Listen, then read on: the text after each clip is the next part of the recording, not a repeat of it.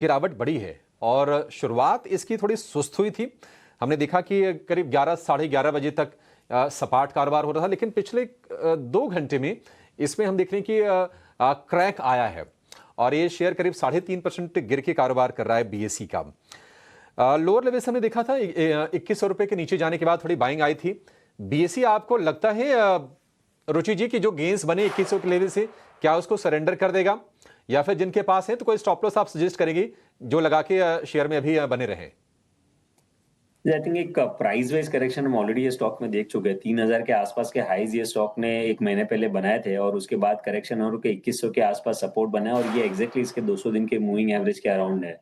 But हमें लग रहा है कि यहाँ पे भी अभी ये स्टॉक प्राइस वाइज करेक्शन पूरा करके टाइम वाइज करेक्टिव फेज में रहेगा कुछ समय के लिए। टाइम वाइज करेक्शन में हम यूजुअली स्टॉक को साइडवेज में होते हुए देख रहे हैं, जिसमें 2100 2050 ये सपोर्ट रेंज रहेगा और 2400 के रेजिस्टेंस ये स्टॉक में है।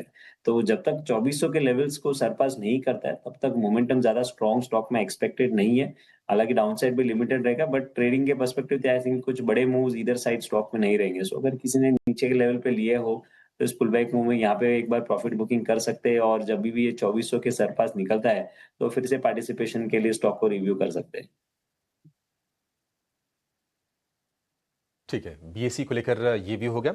एक और काम करते हैं, अब चूंकि मिड कैप का शो है तो थोड़ा हमारा फोकस मिड कैप मतलब ज़्यादा ही होता है। तो आज जो तेजी वाले शेयर हैं, जरा एक बार उनकी लिस्ट लेकर आइए कि कहाँ पर तेजी हो रही है और कौन से शेयर गिरने वाले हैं। तेजी में तो क्लियरली ये है कि सारे मिड कैप आईटी आपको दिखाई देंगे। मिड कैप वाली तस्वीर अगर देखना चाहें तो ओरेकल फाइनेंशियल हो गया, परसिस्टेंट हो गया, या फिर टाटा टेक्नोलॉजीज, टाटा एलेक्सी, ये तमाम शेयर चल रहे हैं। और इसके अलावा यूनियन बैंक, वॉरी एनर्जीज में भी आज हम देख रहे हैं कि तेजी का माहौल है। तो ये तेजी वाले शेयरों की सूची आपकी स्क्रीन पर। अगर हम गिरने वाले शेयरों की बात करें, एक शेयर तो हमने चर्चा कर लिया कि बीएसई में आज कमजोरी है। बीएसई के अलावा हम देख रहे हैं कि Escorts, Ola electric, Aditya Birla fashion retail limited, Muthoot finance, ये वो शेयर हैं जहां आज के सत्र में हम कमजोरी देख रहे हैं। और इसमें आप एक चीज नोटिस करेंगे कि जो कंजम्पशन रिलेटेड जो शेयर्स थे वो चले बहुत हैं।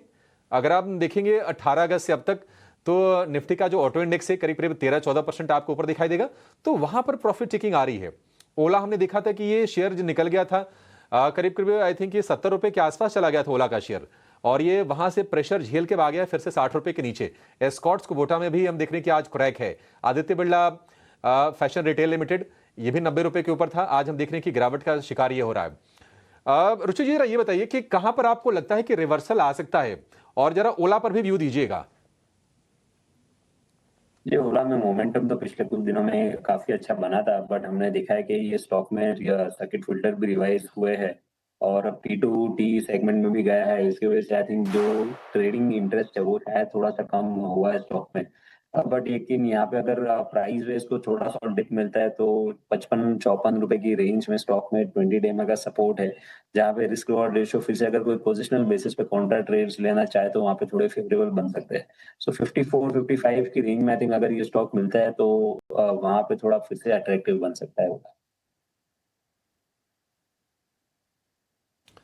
ठीक है, ये राय हो गया ओला इलेक्ट्रिक को लेकर।